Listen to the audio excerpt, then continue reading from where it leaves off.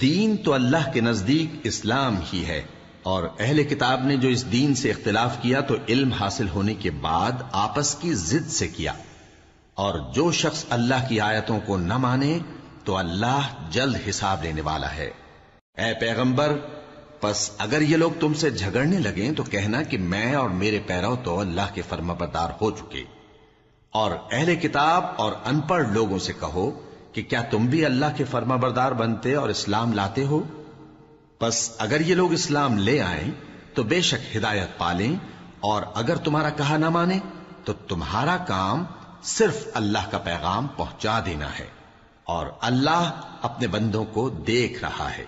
जो लोग अल्लाह की आयतों को नहीं मानते और अंबिया को नाहक कत्ल करते रहे हैं, और जो इंसाफ करने का हुक्म देते हैं उन्हें भी मार डालते हैं, उनको दुख देने वाले अजाब की खुशखबरी सुनो।